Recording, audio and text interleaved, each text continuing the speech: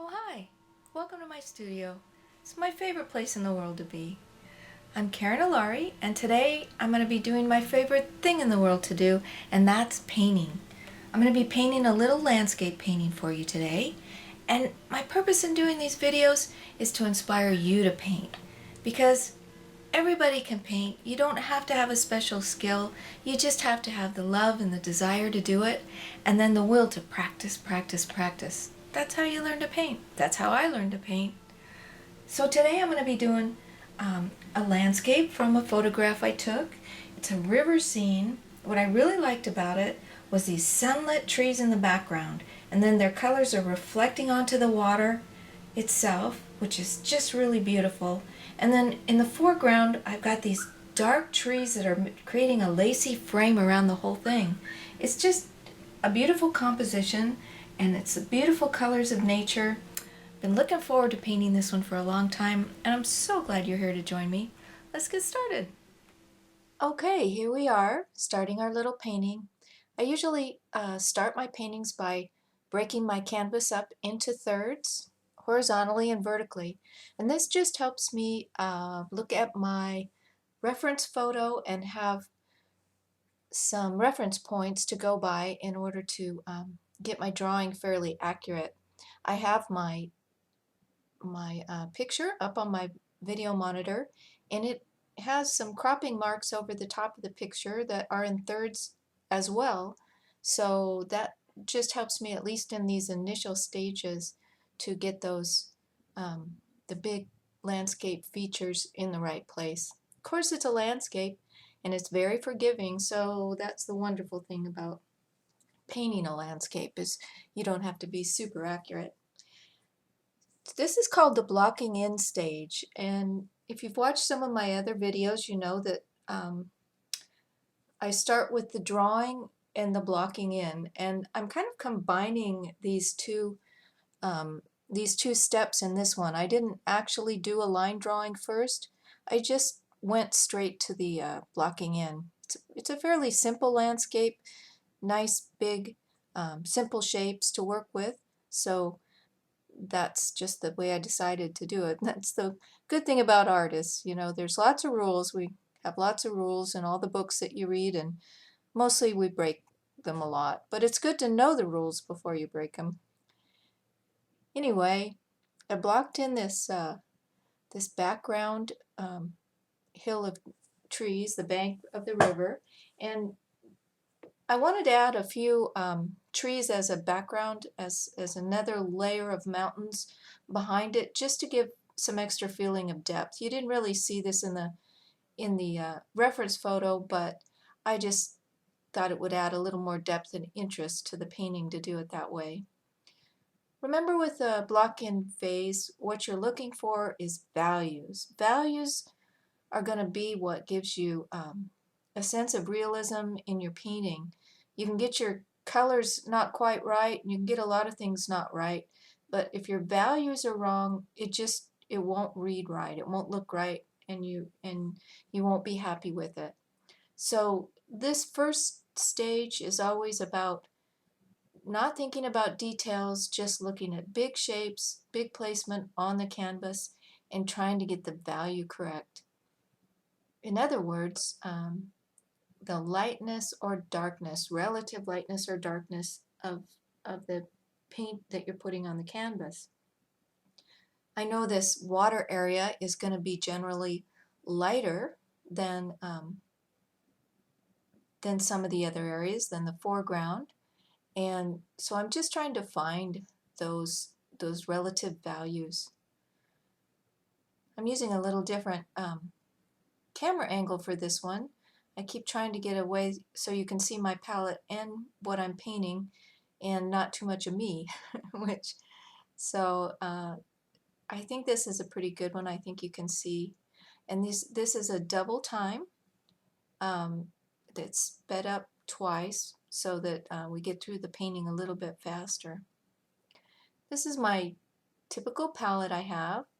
I have Alizarin Crimson, Cadmium Yellow Medium, Cadmium Red Medium, Quinacridone Gold, Now I can't see them, so I can't remember what they are. I've got yellows. The yellow I'm using is cadmium yellow, medium. And then I've got ultramarine blue and phthalo blue and titanium white, of course. So that's my basic palette that I use most of the time. See, I'm trying to find this correct value. How light is that going to be? Those where the sun is hitting those trees on the far bank, which is really the focal point of this painting. How bright is that going to be relatively? Another thing I'm trying to get close to the colors that I'm using, but it isn't my focus at this point to get the exact right color in there. Just want to get the big areas and understand what the relationships are going to be. And this painting is called Reflecting, and it's about those beautiful reflections in the water. So I want to establish how chromatic is that yellow going to be, and by chromatic I mean the vividness of the color, how pure pigment is more chromatic than something that's grayed down. So in order to do that, I'm thinking about where my dark is going to be back there on that far bank, but in order to establish what that dark is going to be, I need to establish how dark are my foreground darks. So I'm going to just lay in that big dark tree trunk that's going to go in the foreground in my darkest dark. And I always make my darkest dark with Alizarin Crimson, Phthalo Blue, and nickel azo gold, and that's a quinacridone color, the nickel azo gold. It makes a very transparent deep dark, which I like a lot. Now I've added a little titanium white to that to gray it down just that much, and so I can see what that relative value of those sort of mid-ground bank of the river that's below this foreground. So remember, as you move back in the painting, it's always going to be lighter, and that helps you establish some depth. In other words, your darks are going to be a little bit lighter. You're going to have lighter areas than the foreground, obviously, but your darkest darks in the background are not going to be as dark as your darkest darks that are closer to you. Just playing with establishing these shapes, establishing where I want these mid-ground little islets in the river to be and what value I want them to be.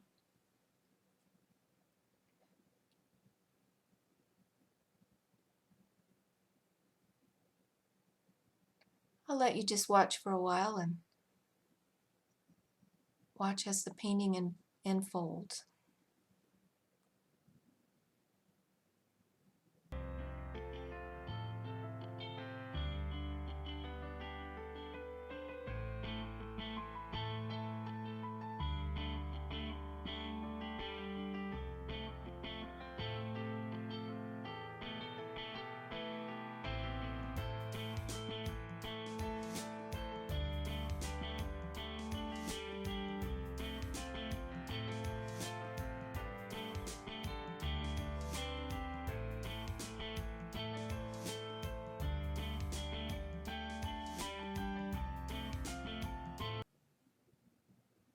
You notice one thing that I do, if you're in mixing colors, and I've done a number of videos on color, and I talk about it in all my videos, but I was mixing that green. I was mixing a green from cadmium yellow and ultramarine blue, and I needed it to be a little grayer. So, you know, there's a lot of schools of thought on graying your colors. Some people will just use a little bit of black or Payne's gray, but I prefer to add the complementary color.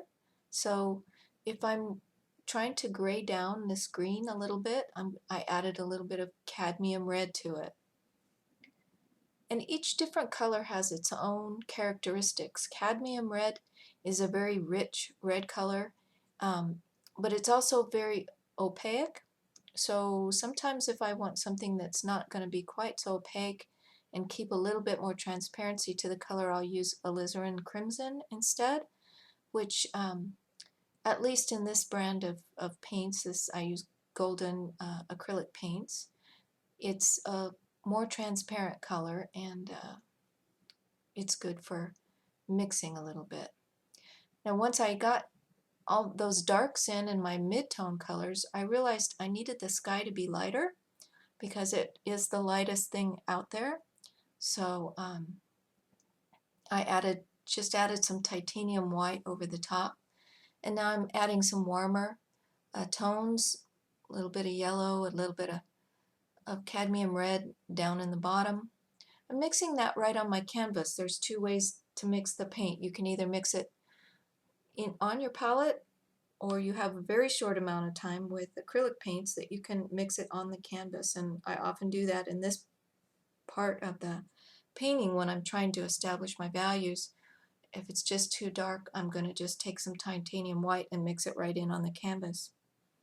Remember, acrylic paints dry a couple of shades darker than when you put them on your canvas, so that's something that you always want to keep in mind. I'm reestablishing that bright chromatic green area in the trees, which is really the focal point of the painting. So I'm kind of getting into detail a little bit, but I'm kind of not, because it's a key point that I want to establish is how chromatic is that color going to be, how light is it going to be, how vivid is it going to be, and then the other colors will play off of that. They're all relative. Colors in painting are all relative. Relative darkness and lightness and relative shades. Oftentimes you can put something on your palette which is white and white paper, and it looks one way, and then you put it up next to the colors that are on your canvas and it looks like a completely different color. So just have to keep that in mind and keep experimenting. This is all about experimenting and practicing, isn't it? And that's the fun part.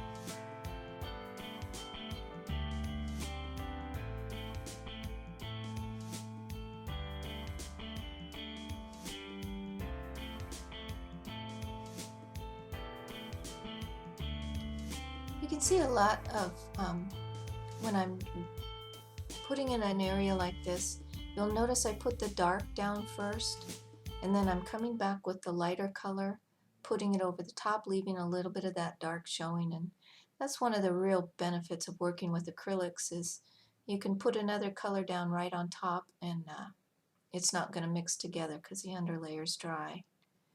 I know I want a little bit of dark around my chromatic area here in order to bring it out and make that area really pop. So I'm just laying in that to give myself a roadmap as to where I'm going. And then I also want to see how light I'm going to go with my lightest foliage in the foreground. Well, that's it for the block in section of this painting. All right, so now we come back in round 2. And round 2 is going back over the whole painting. I start at the top, at the sky, and now we're putting on your final layers of paint. So this is the ultimate layer of paint that you're going to have on there. Trying to stick to the values that I set out in my block-in stage. But now I'm looking for the exact color that I want, and of course the exact shapes that I want. I would call my style kind of an impressionistic style in the sense that I'm not looking for photographic realism. I'm looking for just some, I want you to feel like you're there, and I want it to feel real, but I don't want to get down to defining everything.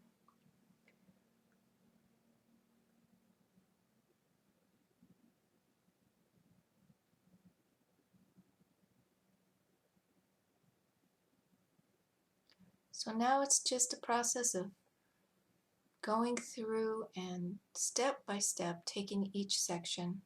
You notice how much lighter I went on this than the block-in stage, and I really should have re-blocked that into this value because that background hill shape was looking just too dark to me. I didn't want it to stand out at all, and I definitely wanted to be lighter than the foreground trees, so I just went ahead and edited that. As you can see, I'm creating a tree line by just holding my brush up and down like that, vertical I guess that would be, and just kind of scrubbing it up and down, which leaves a little bit of little tips of trees showing. Coming in with a slightly darker and slightly warmer tone of that same blue, as you could see, and just adding a little texture. You don't want any kind of detail back here, just a little bit of texture and interest in that overall shape to add that lighter value, which will make those mountains recede into the distance a little bit. Moving into the green of the hills.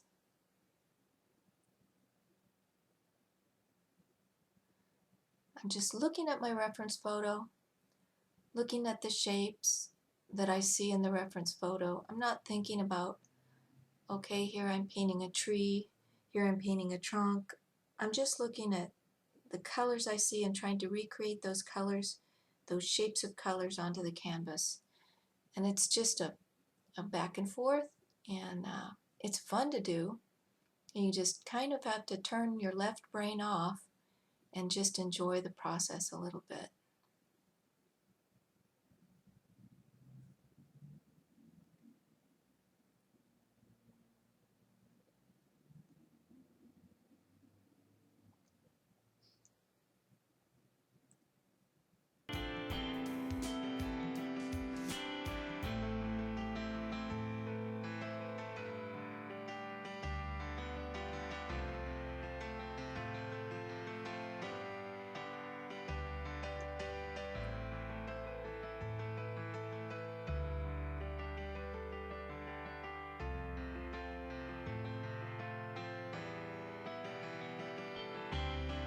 Remember, as you go lighter, titanium white is a cool color, and so whenever you use it to lighten up your color mixture, it's also going to cool it a little bit. So you'll often see me add a little white, but also a little red or a little yellow, something that's going to warm the mixture up a little bit as well.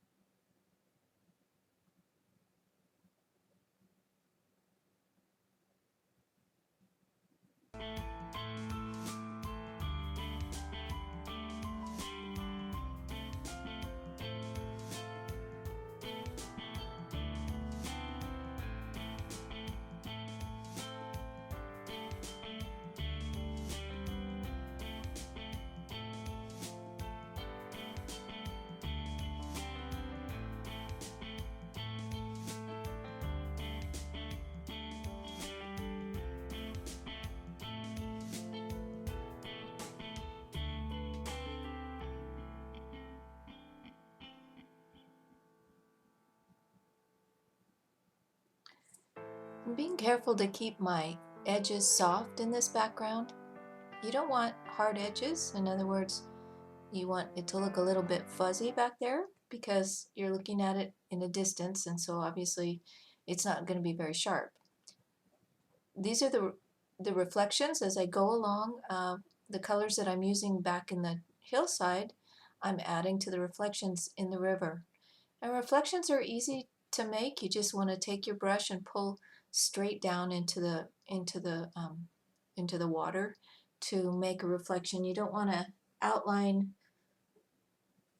the reflection just the same way that you would in the part above the bank. The reflection is always going to be a little fuzzier, and the best way seems to be just to take that brush and pull straight down with the colors that you used in what's being reflected. And then I will come back into that with the blue of the water and create little ripples and whatnot that go horizontally, and that's what makes it really look like water.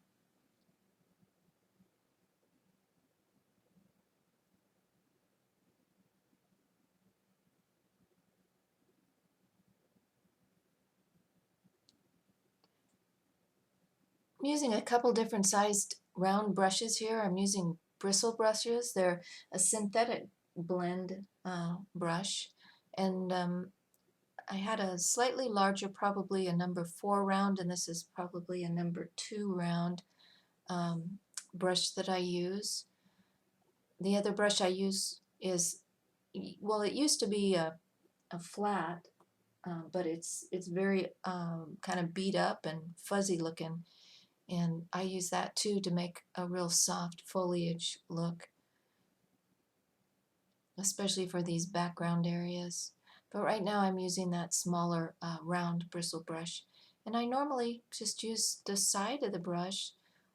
As you can see, I use a lot of rolling motions, and I try to keep the brush very loose in my hand, especially when I'm doing this kind of a background, just trying to lay in an impression of trees and not get real detailed with it.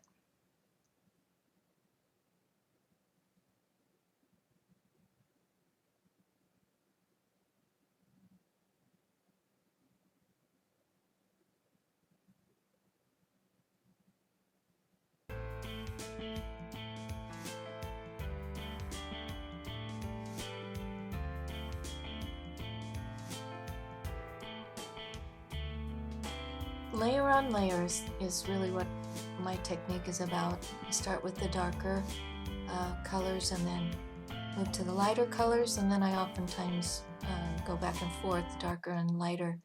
I just really like to create the very interesting textures and layers that that creates by having color on color.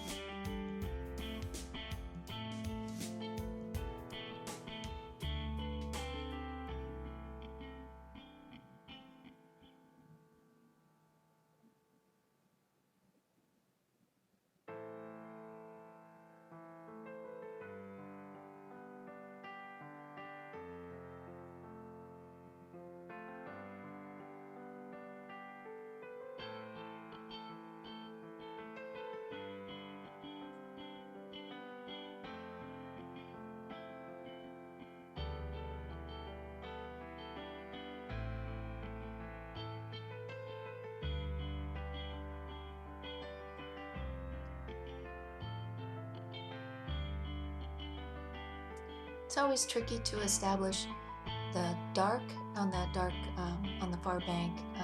You need it to be darker than the rest of it so that it reads as the edge of the water line, the shadowed area. But it can't be too dark. It can't be as dark as the foreground. And I think a lot of times when I do critiques of paintings from the artists that join me on my website, I have a free teaching website called paintwithkarenalari.com. And artists from all over the country are members on my website, and what they do is they will post their paintings, and then I'll give an in-depth constructive critique of the things that I see that might help them. And I think that the number one thing that I usually see is this concept of values, and the concept that the darks in the background are not going to be as dark as the darks in the foreground if you want to create that sense of depth. It has to stay relative. So it's just a very important thing to think about when you're doing your painting and establishing how dark can it go so that it reads as a shadow but isn't as dark as the foreground. And that's the reason I placed that big tree trunk in the foreground, which is my darkest dark, to constantly remind me to keep my darks in the background lighter than that.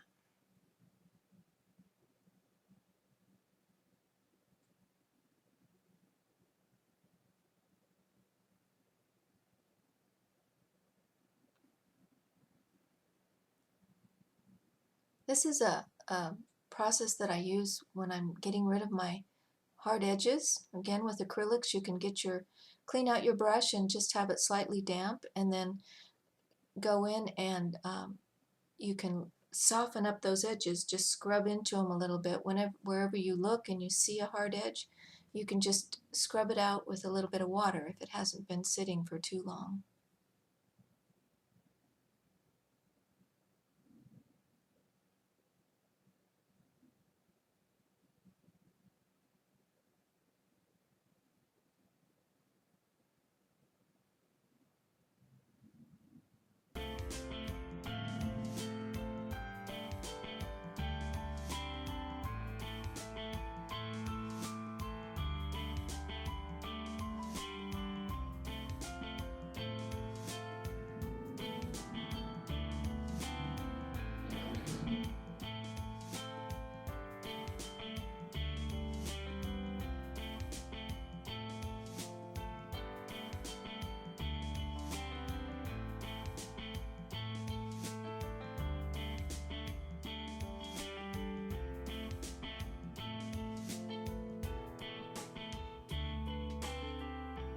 Creating a couple of different greens to have on my palette.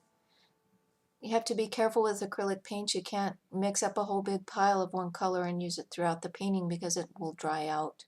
But I do sometimes mix myself, little bits of these three different colors. I'm working on this bright area of trees that's the focal point in my painting.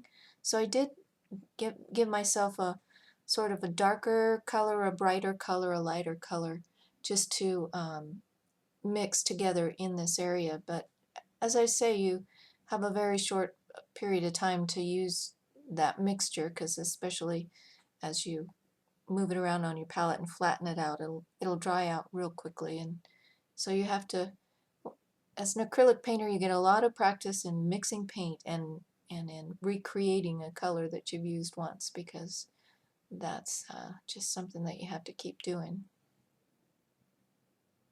And I am mixing that color, those three colors, a little bit on my brush itself, so I'll often do that, mix up a little bit of each, and then just drag my brush through the whole area, and that creates an interesting kind of combined effect without mixing the colors entirely.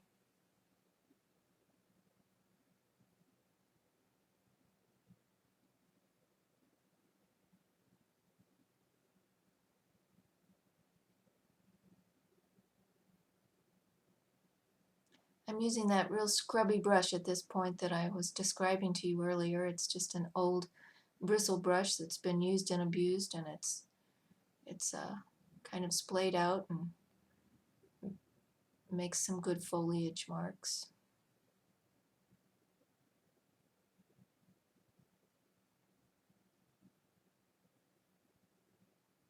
I'm going back and forth with this dark, as you can see, trying to get it dark enough to create that focal point, but not too dark. Focal points are created by contrast and values, so A very light against a very dark area will draw your eye.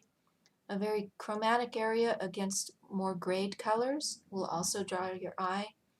And then an area of more detail will draw your eye. So I know that this is a distant focal point, so I can't rely on the detail here.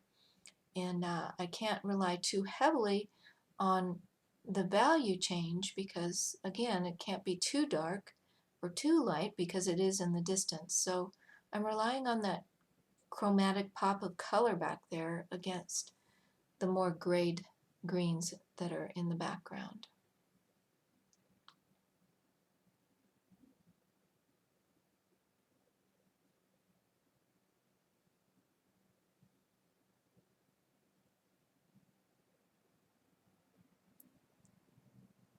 I have a number of other demonstration videos here on my YouTube channel and also on my website, paintwithkarenalari.com, that you're more than welcome to enjoy and join us on the website with your painting as well.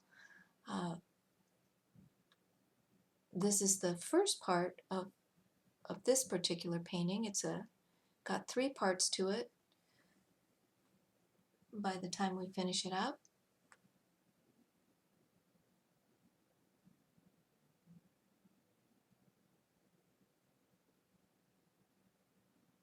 I've moved to a rigger or liner brush. It's just a very long, thin brush, and if you brush it back and forth like that on your palette, you can get a really tiny knife edge, and I use that edge to create little tiny tree trunks.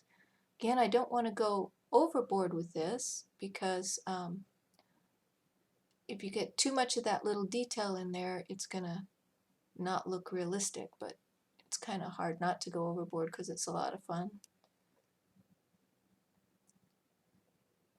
Putting in a few little spots where the sun back there is hitting those trunks, and if you've got that bright of a tree trunk, remember you're going to have the reflection as well, so don't forget the reflections.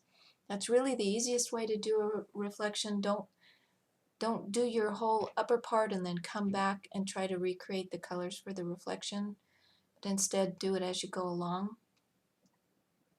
Makes it a lot easier.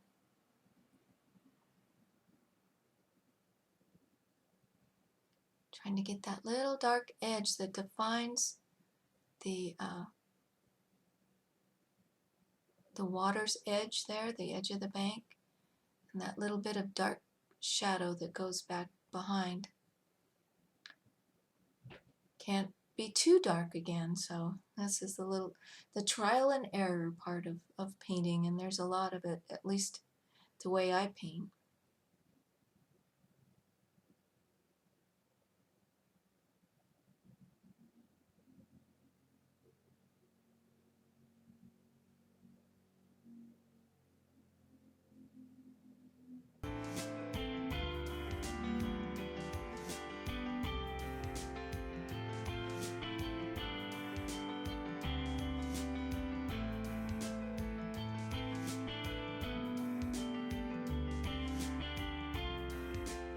Do you feel like picking up your brush yet?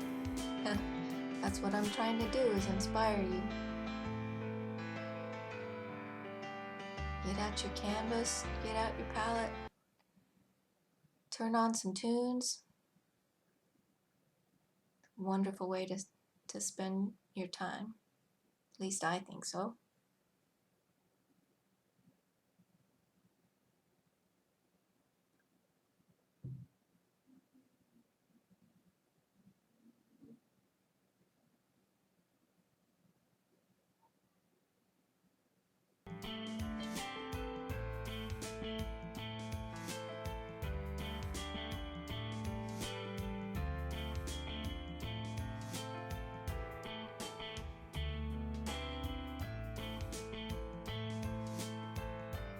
Softening up those hard edges one more time. Trying to soften up that dark area just enough.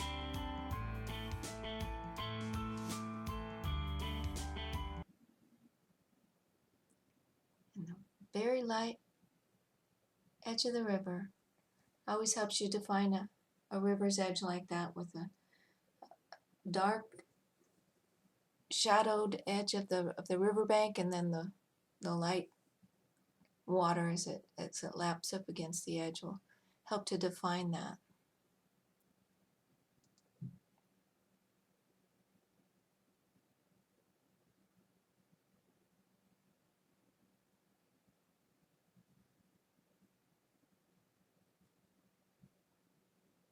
A few of these warmer colors, cad yellow, cad red, mixed with a little bit of ultramarine blue to get that peachy color, and of course titanium white to lighten it up.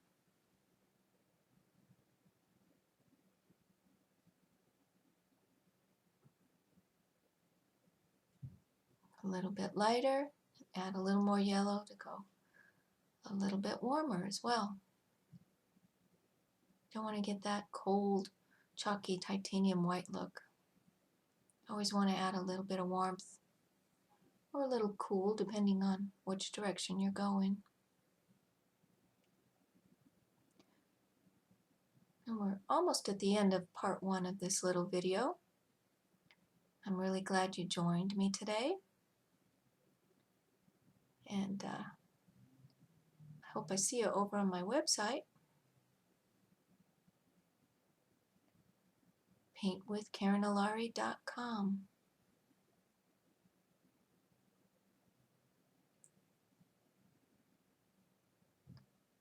All right, I think we're just about done with this background bank of trees. And thanks so much for joining me, and I will let this video finish out, and hopefully I will see you in part 2. Happy painting!